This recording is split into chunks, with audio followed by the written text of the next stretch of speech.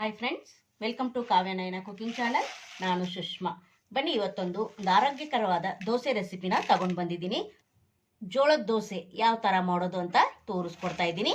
ನೋಡಿ, ನಾನು ಈ ಕಪ್ ಅಳತೆಯಲ್ಲಿ 2 ಕಪ್ ಆಗುವಷ್ಟು ಜೋಳನ ತಗೊಂಡಿದ್ದೀನಿ. ಈ ಜೋಳನ ನಾವೇ ಬೆಳೆದಿದ್ದು, ನೋಡಿ ಬಿಳಿ ಜೋಳ ಅಂತ ಕೂಡ ಕರೀತಾರೆ. ಇಲ್ಲಿ ನಾನು 2 ಕಪ್ ಆಗುವಷ್ಟು ಜೋಳನ ತಗೊಂಡಿದ್ದೀನಿ. ಹಾಗೆ ಅರ್ಧ ಕಪ್ ಆಗುವಷ್ಟು ನಾನು ಉದ್ದಿನ ಬೇಳೆನ ತಗೊಂಡಿದ್ದೀನಿ. 2 ಕಪ್ಗೆ ಅರ್ಧ ಕಪ್ ಅಷ್ಟು ಉದ್ದಿನ ಬೇಳೆ ಸರಿಯಾಗುತ್ತೆ.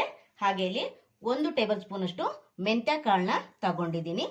ಇಲ್ಲಿ ದೇಹಕ್ಕೆ ಮೆಂತ್ಯ ಕಾಳು ತುಂಬ ಒಳ್ಳೆಯದು, ಬೇಸಿಗೆ ಕೂಡ ಜಾಸ್ತಿ ಇದೆ ಅಲ್ವಾ, ಅದಕ್ಕೋಸ್ಕರ ಮೆಂತ್ಯನ ಹೆಚ್ಚಾಗಿ ಬಳಸೋದ್ರಿಂದ ಆರೋಗ್ಯ ಕೂಡ ಒಳ್ಳೆಯದು, ಹಾಗೆ ದೇಹಕ್ಕೆ ಕೂಡ ತಂಪು. ಇಲ್ಲಿ 2 ಕಪ್ ಆಗುವಷ್ಟು ಜೋಳ, ಅರ್ಧ ಕಪ್ ಆಗುವಷ್ಟು ಉದ್ದಿನ ಬೇಳೆ, ಹಾಗೆ 1 ಟೇಬಲ್ ಸ್ಪೂನ್ ಅಷ್ಟು ಮೆಂತ್ಯನ ತಗೊಂಡಿದ್ದೀನಿ. ಈಗೆಲ್ಲವನ್ನು ಇದನ್ನ ಚೆನ್ನಾಗಿ ಒಂದು 3 ಬಾರಿ ತೊಳ್ಕೊಂಡು ಬರ್ತೀನಿ. ನೋಡಿ, ಇವಾಗ ಚೆನ್ನಾಗಿ ಒಂದು 3 ಬಾರಿ ತೊಳ್ಕೊಂಡು ಬಂದಿದ್ದೀನಿ. ನೋಡಿ, ಇವಾಗ ಮುಳುಗೋಷ್ಟು ನೀರನ್ನ ಹಾಕೊಂಡು ಒಂದು ರಾತ್ರಿ ಇಡೀ ನಾನು ನೆನೆಯೋದಕ್ಕೆ ಬಿಡ್ತೀನಿ. ಟೈಮ್ ಇಲ್ಲ ಅನ್ನೋರು ಒಂದು 8 ಗಂಟೆ ಆದರೂ ಬಿಡಲೇಬೇಕು. ಎಷ್ಟು ನೆನೆಸ್ತೀರಾ ಅಷ್ಟು ಚೆನ್ನಾಗಿ ಸಾಫ್ಟ್ ಆಗಿ ಈ ಜೋಳದ ದೋಸೆ ನಮಗೆ ಇಲ್ಲಿ ರೆಡಿ ಆಗುತ್ತೆ. ಫ್ರೆಂಡ್, ಯಾವಾಗಲೂ ಒಂದೇ ಥರ ದೋಸೆನ ತಿಂದು ಬೇಜಾರಾಗಿರುತ್ತಲ್ವಾ, ಇವತ್ತು ಡಿಫ್ರೆಂಟ್ ಆಗಿ ಜೋಳದ ದೋಸೆನ ಯಾವ ಥರ ಮಾಡೋದು ಅಂತ ತೋರಿಸ್ಕೊಡ್ತಾ ಇದ್ದೀನಿ. ನೋಡಿ, ನಾನು ಓವರ್ ನೈಟು ನೆನೆಯೋದಕ್ಕೆ ಬಿಟ್ಟಿದ್ದೆ ಜೋಳನ. ನೋಡಿ, ಚೆನ್ನಾಗಿ ನೆನೆದಿದೆ ಉದ್ದಿನಬೇಳೆ, ಜೋಳ ಹಾಗೆ ಮೆಂತ್ಯ. ಇವಾಗ ಇದನ್ನ ನುಣ್ಣಗೆ ನಾವು ದೋಸೆ ಹದಕ್ಕೆ ರುಬ್ಕೊಂಬರೋಣ. ಬನ್ನಿ ಫ್ರೆಂಡ್ಸ್, ಎಷ್ಟು ಹಿಡಿಸುತ್ತೋ ಅಷ್ಟೇ ಹಾಕ್ಕೊಳ್ಳಿ, ಸ್ವಲ್ಪ ಸ್ವಲ್ಪನೇ. ನೋಡಿ, ನಾನು ಮಿಕ್ಸಿ ಜಾರ್ಗೆ ಹಾಕೋತಾ ಇದ್ದೀನಿ.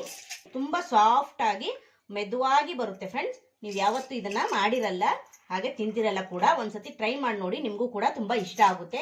ನೋಡಿ, ನಾನು ಒಂದು ಅರ್ಧ ಹಾಕೊಂಡಿದ್ದೀನಿ. ಈಗ ಸ್ವಲ್ಪ ನೀರನ್ನ ಸೇರಿಸ್ಕೊಂಡು ನುಣ್ಣಗೆ ಪೇಸ್ಟ್ನ ಮಾಡ್ಕೊಂಡು ಬರ್ತೀನಿ. ನೋಡಿ, ಇವಾಗ ನುಣ್ಣಗೆ ರುಬ್ಕೊಂಬಂದಿದ್ದೀನಿ. ಯಾವ ತರ ಅಂತ ತೋರಿಸ್ತೀನಿ ನೋಡಿ. ಫ್ಲಫಿಯಾಗಿ ನೋಡಿ ಈ ತರ ರುಬ್ಕೊಂಬರ್ಬೇಕು, ತುಂಬಾ ಚೆನ್ನಾಗಿ ಬರುತ್ತೆ ದೋಸೆ. ನೋಡಿ, ನೋಡ್ತಾ ಇದ್ದೀರಾ? ಇವಾಗ ಇದನ್ನ ಒಂದು ಪಾತ್ರೆಗೆ ತೆಗಿಯೋಣ. ನೋಡಿ, ನಾನು ಈ ಪಾತ್ರೆಗೆ ತೆಗಿತೀನಿ. ಸ್ವಲ್ಪ ದೊಡ್ಡ ಪಾತ್ರೆನೇ ತಗೊಳ್ಳಿ, ಯಾಕಂದ್ರೆ ಹುಳಿ ಬಂದಾಗ ಉಬ್ಬಿ ಬರುತ್ತಲ್ವಾ, ಅದಕ್ಕೋಸ್ಕರ. ಇಲ್ಲಾಂದ್ರೆ ಚೆಲ್ಲಿ ಹೋಗ್ಬಿಡುತ್ತೆ ಕೆಳಗಡೆನೆ. ಚಿಕ್ಕ ಪಾತ್ರೆ ತಗೊಂಡ್ರೆ ಎಲ್ಲವನ್ನು ಇದೇ ತರಾನೇ ರುಬ್ಬಿ ಪಾತ್ರೆಗೆನೆ ಹಾಕೊಂತೀನಿ. ನೋಡಿ ಫ್ರೆಂಡ್ಸ್, ರುಬ್ಬೋಕ್ಕಿಂತ ಮುಂಚೆ ಒಂದು 5 ನಿಮಿಷ ನಾನು ಅರ್ಧ ಕಪ್ ಆಗುವಷ್ಟು ಅವಲಕ್ಕಿನ ತೊಳೆದು ನೆನೆ ಇಟ್ಕೊಂಡಿದ್ದೀನಿ. ನೀವು ಬೇಕಂದ್ರೆ ಅನ್ನ ಕೂಡ ಸೇರಿಸಬಹುದು. ಹಾಗೆ ನಾನಿಲ್ಲಿ ಅವಲಕ್ಕಿನ ಸೇರಿಸ್ತಾ ಇದ್ದೀನಿ. ಒಂದು ಅರ್ಧ ಕಪ್ ಅಷ್ಟು ತಗೊಂಡಿದ್ದೀನಿ, ಚೆನ್ನಾಗಿ ನೆನೆದಿದೆ. ಇವಾಗ ಮಿಕ್ಸಿ ಜಾರ್ಗೆ ಹಾಕೊಳ್ಳೋಣ. ಈಗ ನೋಡಿ, ಈ ಲಾಸ್ಟ್ ಅಲ್ಲಿ ಕಾಳು ಜೊತೆಗೇನೆ ನಾನು ಅವಲಕ್ಕಿ ಕೂಡ ಸೇರಿಸ್ಕೊಂಡು ನುಣ್ಣಗೆ ಪೇಸ್ಟ್ ತರ ದೋಸೆ ಹದಕ್ಕೆ ಮಾಡ್ಕೊಂಡು ಬರ್ತೀನಿ. ನೋಡಿ, ಇವಾಗ ಇದು ಕೂಡ ಚೆನ್ನಾಗಿ ಫ್ಲಫಿಯಾಗಿ ರುಬ್ಕೊಂಡು ಬಂದಿದ್ದೀನಿ. ಇದನ್ನು ಕೂಡ ಅದೇ ಪಾತ್ರೆಗೆನೆ ಹಾಕೊಳ್ಳೋಣ. ನೋಡಿ, ಜಾಸ್ತಿ ತೆಳುವಾಗಿ ಮಾಡ್ಕೊಳಕ್ ಹೋಗ್ಬೇಡಿ, ಸ್ವಲ್ಪ ಹಿಟ್ಟು ಗಟ್ಟಿಯಾಗಿನೇ ಇರ್ಲಿ. ಆಮೇಲೆ ನೆಂದಾದ್ಮೇಲೆ ನಮ್ಗಿಲ್ಲಿ ತುಂಬಾ ತೆಳುವಾಗ್ಬಿಡುತ್ತೆ. ನೋಡಿ, ಇವಾಗ ಚೆನ್ನಾಗಿ ಕೈಯಿಂದಾನೇ ಸ್ವಲ್ಪ ಕಲಿಸ್ಕೊಳ್ಳೋಣ, ಅಂದ್ರೆ ಬೇಗ ನಮಗೆ ಇಲ್ಲಿ ಹುಳಿ ಬರುತ್ತೆ.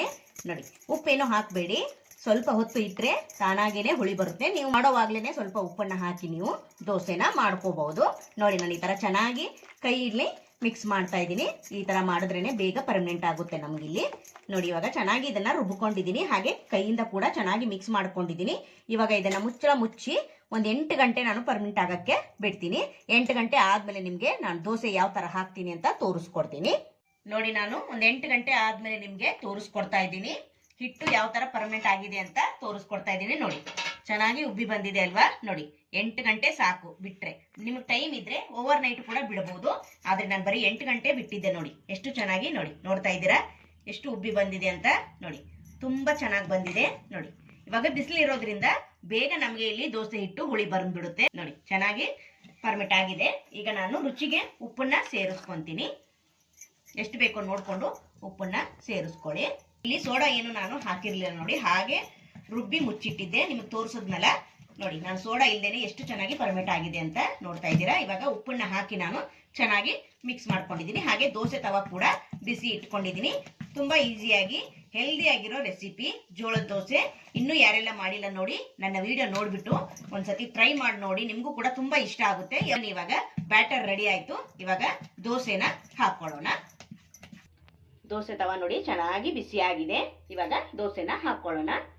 ತುಂಬಾ ಚೆನ್ನಾಗಿ ಬರುತ್ತೆ ಫ್ರೆಂಡ್ಸ್, ಯಾರು ಬೇಕಾದ್ರೂ ಮಾಡ್ಕೋಬಹುದು. ನೋಡಿ, ತೆಳುವಾಗಾದ್ರೂ ಮಾಡ್ಕೊಳ್ಳಿ, ದಪ್ಪದಾಗಾದ್ರೂ ಮಾಡ್ಕೊಳ್ಳಿ, ತುಂಬ ಚೆನ್ನಾಗಿ ಬರುತ್ತೆ ಆರೋಗ್ಯಕರವಾದ ಜೋಳದ ದೋಸೆ. ನೋಡಿ ನಾನೀಗ ಮೇಲೆ 1 ಟೇಬಲ್ ಸ್ಪೂನ್ ಅಷ್ಟು ಎಣ್ಣೆನ ಹಾಕ್ಕೊಂತೀನಿ.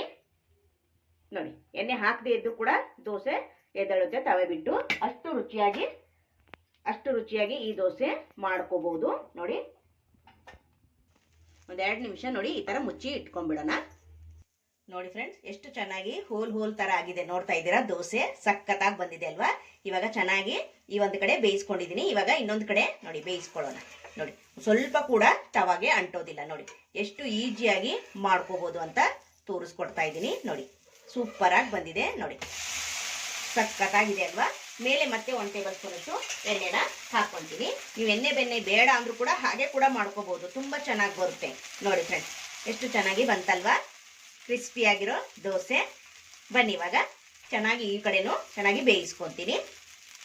ನೋಡಿ ಇವಾಗ ಈ ಕಡೆನೂ ಚೆನ್ನಾಗಿ ಬೇಯಿಸ್ಕೊಂಡಿದ್ದೀನಿ. ನೋಡಿ ಎರಡೂ ಬದಿ ಚೆನ್ನಾಗಿ ರೋಸ್ಟ್ ಆಗಿದೆ. ನೋಡಿ ಸೂಪರ್ ಆಗಿ ಬಂದಿರೋ ದೋಸೆ ರೆಡಿ ಆಯ್ತಲ್ವಾ? ನೋಡಿ 2 ದೋಸೆನ ಮಾಡಿದ್ದೀನಿ ನಾನು.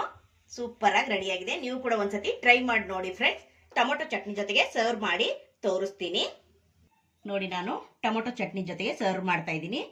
ನೀವು ಸಾಂಬಾರಲ್ಲೂ ಕೂಡ ತಿನ್ಬೋದು. ನೋಡಿ ಸಖತ್ತಾಗಿ ಬಂದಿದೆ.